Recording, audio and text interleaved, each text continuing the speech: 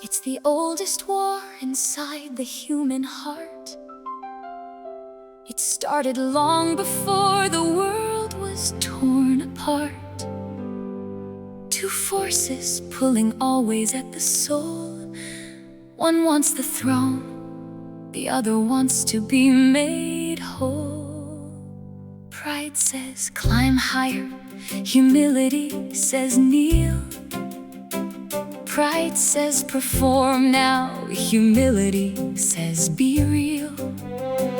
Pride says be seen now, humility says be still.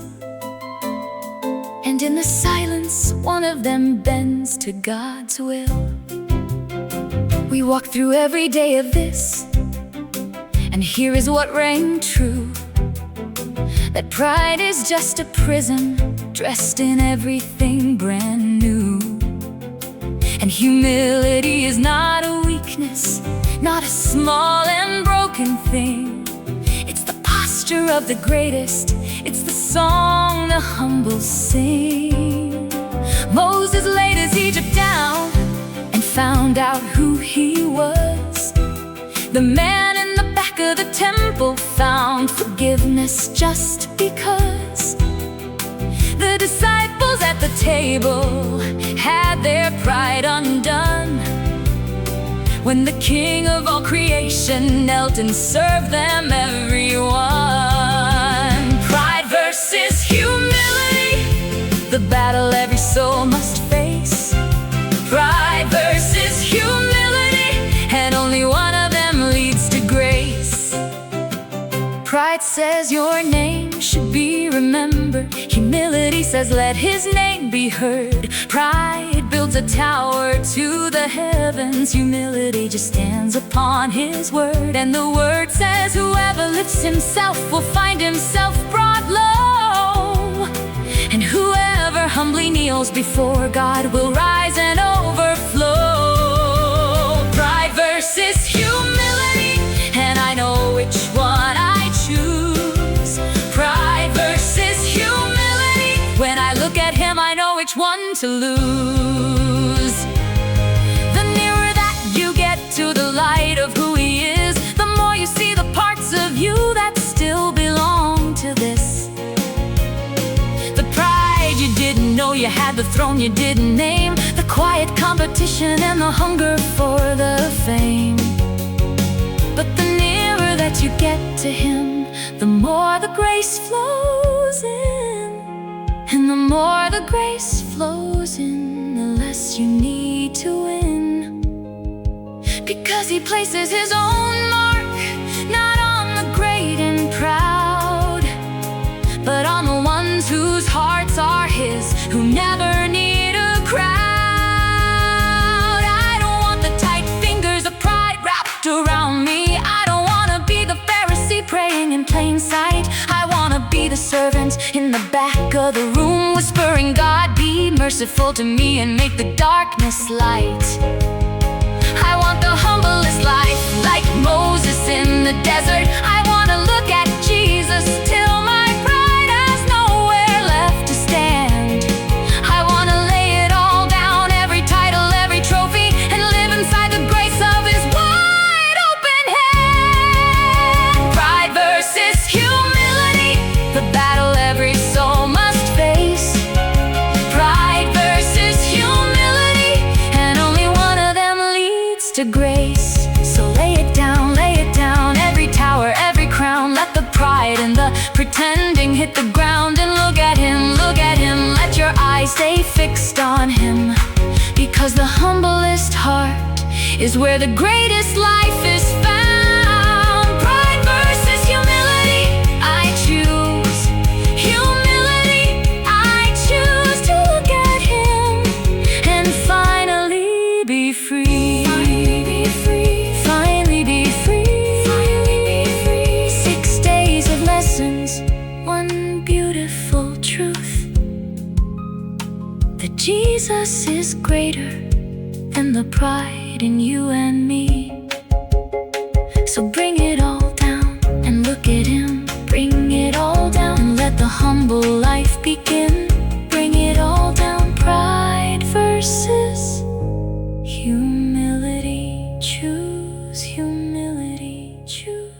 Monday is called the tight fingers of pride. Pride does not announce itself. It creeps in slowly, quietly, wrapping itself around the way you think and the way you see yourself. The question Sunday asks is not whether pride exists in others, it is whether it exists in you. The tight fingers of pride. You don't even feel it when it first takes hold. It's gentle as a whisper, it's subtle as the cold.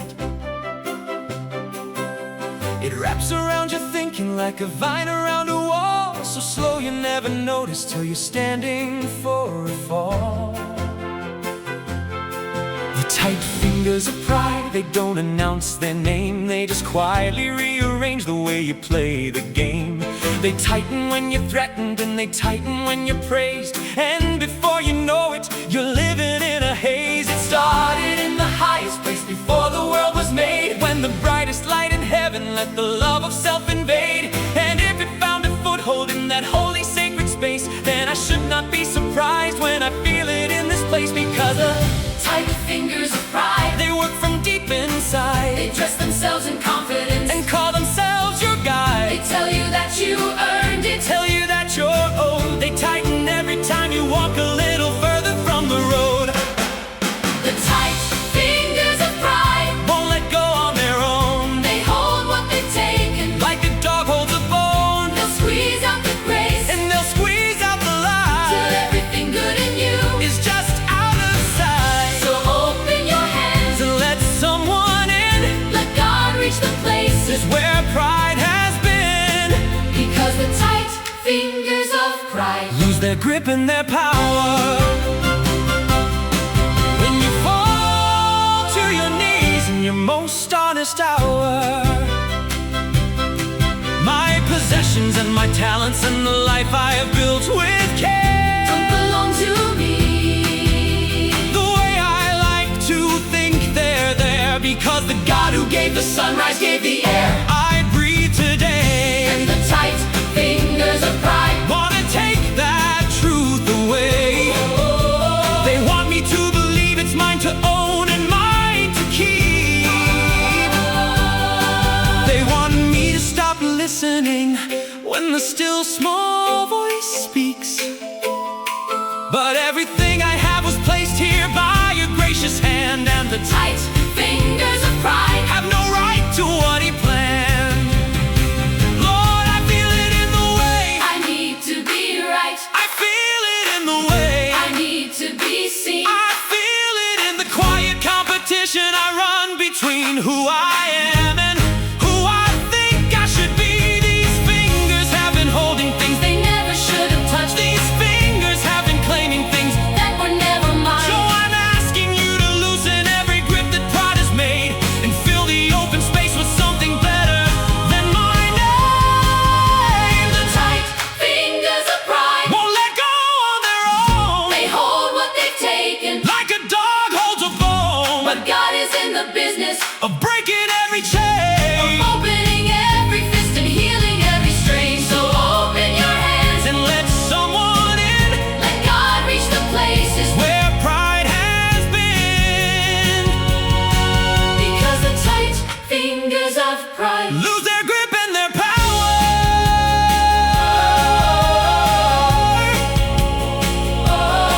When you fall to your knees in your most honest hour, let go, feel the fingers start to open. Let go, let the grace rush in. Let go of the pride you've been holding. Let go and breathe again. Let go and breathe again.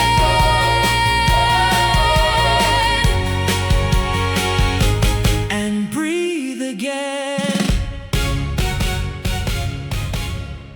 Monday is called Know Yourself. The man who prayed loudly at the front went home empty. The man in the back, with nothing but his honesty, went home forgiven. Knowing yourself means knowing your need, and the moment you stop pretending you have it all together is the exact moment Jesus can work with you. It's the easiest thing in the world to believe that the life you have built is the life you should lead. That that the good you have done is enough on its own, that the man in the mirror is fully at home. But know yourself, know yourself. Look a little longer than you usually do. Know yourself, know yourself. Because the mirror shows more than the version of you that you show to the room. Two men walked in with two very different hearts. One was so certain, the other fell apart. One thanked God loudly for the man he had grown. One barely whispered, Lord, I cannot come alone. And Jesus said, the broken one went home that day made right. Because knowing yourself means knowing you need the light. It means standing in the back when the back is where you are, and being honest about the distance and how far. Know yourself, know yourself. Not the version that you show when the people are around. Know yourself, know yourself. The one that only God in quiet moments have found. Because the closer that you come to the one who made you whole, the more you see the places that still need His control. And the more you see those places, the more grace begins to flow. So know yourself, and let Him into where you need to go. The nearer that I get to His light, the more I see every shadow, every corner, every part of me that I had dressed up nicely and presented to the crowd that I had told myself was fine and told myself out loud. But He is faithful and He's just, and He does not turn away from the honest broken person with nothing left to say except, Lord have mercy, Lord have mercy, Lord, on me. And that is all the entry that you need. You don't need a script, you don't need a plan, you don't need to show up looking better than you can. You just need to stop performing for a room that isn't there, and bring the real unpolished version of yourself to prayer. Because the God who formed you knows you, and He loves you as you are. He's not surprised by any wound or any scar. He just wants the honest you, the one without the gloss, the one who knows they need the grace that came out of the cross. Know yourself, not the version that you show when the people are around. Know yourself, the one that only God in quiet moments have found. Because the closer that you come to the one who made you whole, the more you see the places that still need His control. And that is not bad news, that is the best news you have heard. Because He meets you in that honesty and keeps His word. So know yourself, and let Him do what only He can do. Know yourself, and let Him love the real and honest you. God, be merciful to me, that's enough. God, be merciful to me, that is enough. And somehow in that honesty, everything changes. Everything changes. Know yourself and let Him in. Tuesday is called Moses' Humble Servant. Moses had everything the world calls success: power, brilliance, wealth, and a throne within reach. And he walked away from all of it. After 40 years in the wilderness, the most powerful man in Israel's story became the most humble man on earth. Humility is not weakness. It is what makes a life genuinely usable in God's hands.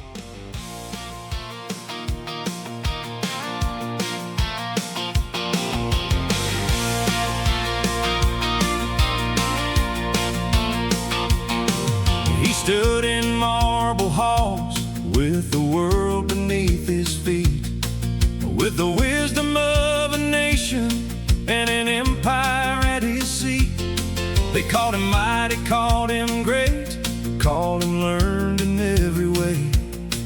and the throne of all of Egypt was a single yes away. Moses, humble servant, who could have seen it coming? Moses, humble servant, walking away from everything, with a greater thing becoming. He saw people suffering, and something in him stirred, a pull that went beyond the palace walls and what he'd heard. And he walked away from comfort, walked away from gold and fame, and into 40 years of desert, and he never was the same. Moses, humble servant, learning in the wilderness. Moses, humble servant, trading Egypt's glamour for the God who would not let him rest. Oh, Moses, humble servant, the mightiest and the meek. Oh, Moses, humble servant, chose the God the world called weak. He laid the crown of Egypt down and picked up something more. He found out that the humblest life is what the great ones are for. Oh, Moses, humble servant, more humble than them all. Oh, Moses, humble servant, showed us how the mighty fall into the arms of God and rise as something greater still.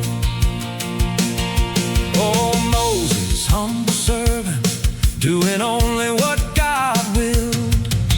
The burning bush, the plagues of Egypt, parting of the sea, the manna in the morning and the commandments given free. Through every one of those great moments, Moses kept his eyes not on himself and what he'd done, but on the one who split the skies. Moses, humble servant, never took the glory.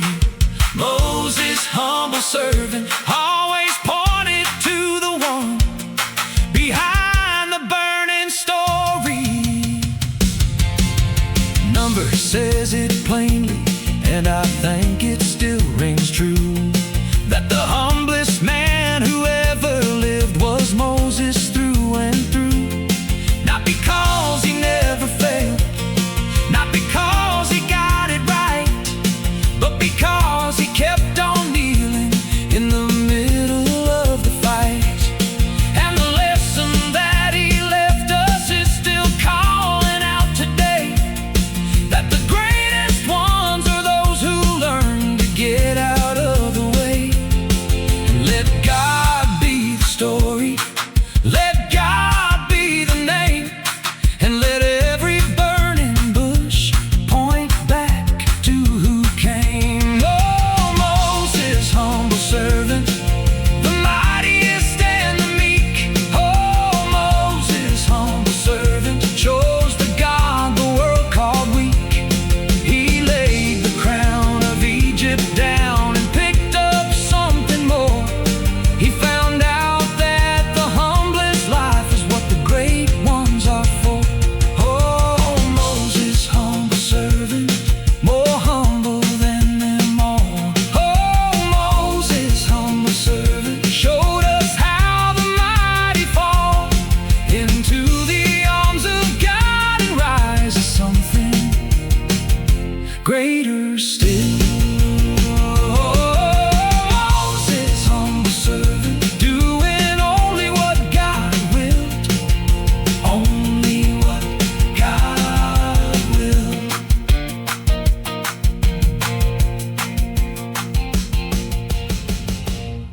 Wednesday is called the greatest offense. The disciples walked with Jesus for 3 years, saw miracles, heard words no one had ever spoken, and then argued about which one of them was the greatest. Pride is the one sin that convinces you there is nothing to fix. It is the wall you build without ever knowing it is there.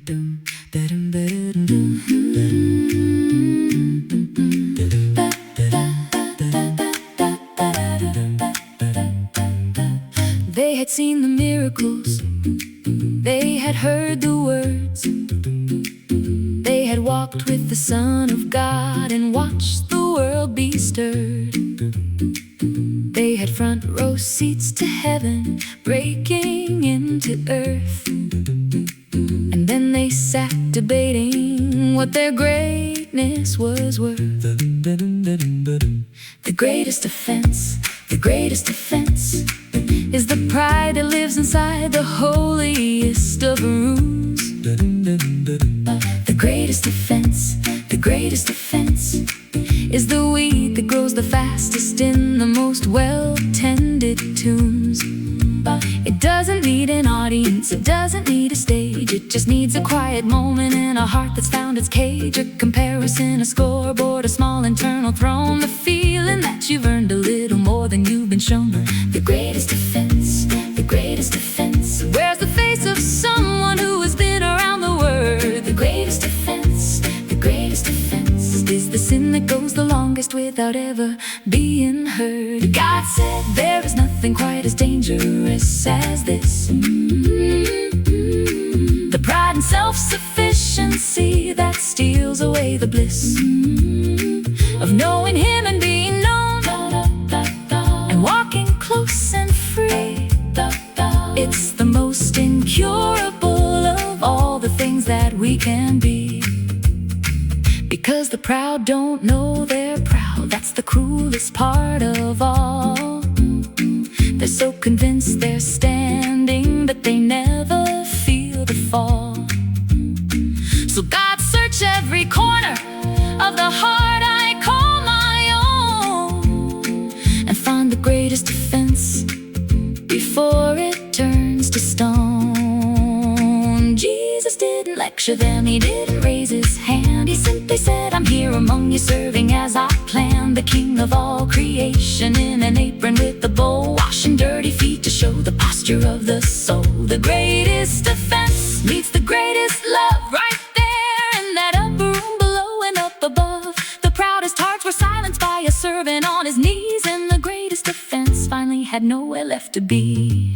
Lord, I feel it when I bristle at another's praise. I feel it when I need to be the one who gets the gaze. I feel it in the small things, in the way I keep the score, in the part of me that always thinks I should be getting more. This is the offense I carry without knowing that I do. This is the wall I build without knowing it from you. So break it down and humble me in ways I cannot fake, because the greatest offense cost more than I'm willing to take. God said there is nothing quite as dangerous as this. The pride and self-sufficiency that steals away the bliss of knowing Him and being known, and walking close and free. So take the greatest offense and remove it far from me, because I want the closeness more than I want the crown. I want the upper room more than the highest seat in town. So search every corner, God of the heart I call my own, and remove the greatest offense before it turns to stone. Remove it before it turns to stone. Remove it, turns to stone. Thursday is called Look at Him. You cannot fix pride by focusing on pride. The only thing that actually breaks its grip is looking at Jesus. Really looking. Because when you see a king who left his glory and chose the cross over the crown, something shifts inside you that willpower never could have moved. I've been circling myself like a question with no end. I've been trying to untangle every fault and every bend. I've been pulling at the pride like a knot that won't undo, till someone said stop looking at yourself and look at who. Look at Him, look at Him, the one who left the throne to walk among the low.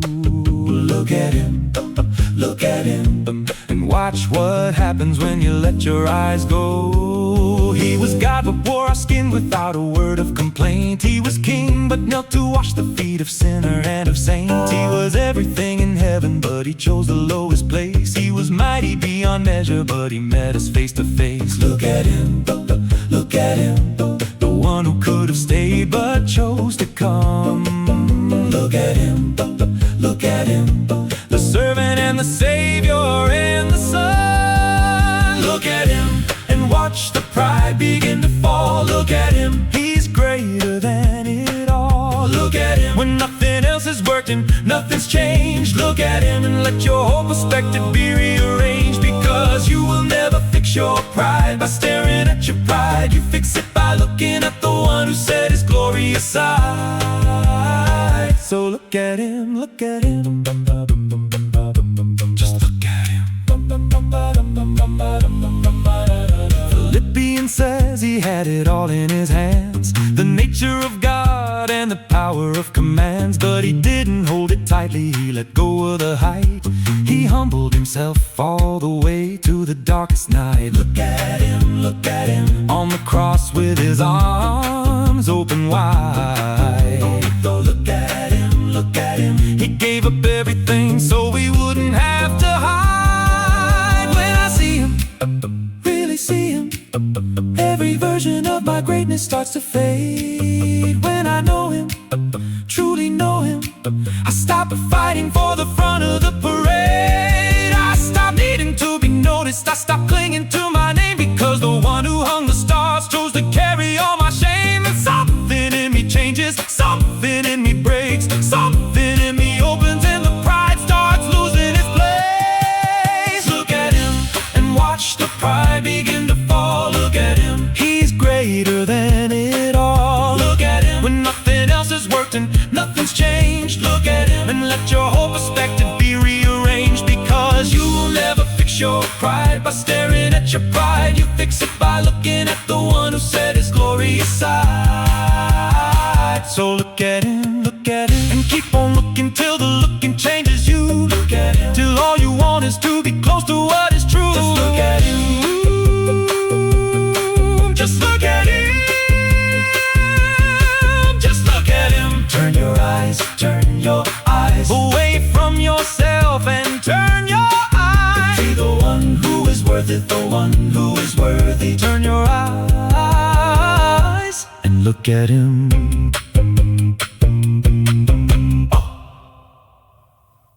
Friday's further thought says, closer you come to Jesus, the more clearly you see yourself. And the more clearly you see yourself, the more you need him.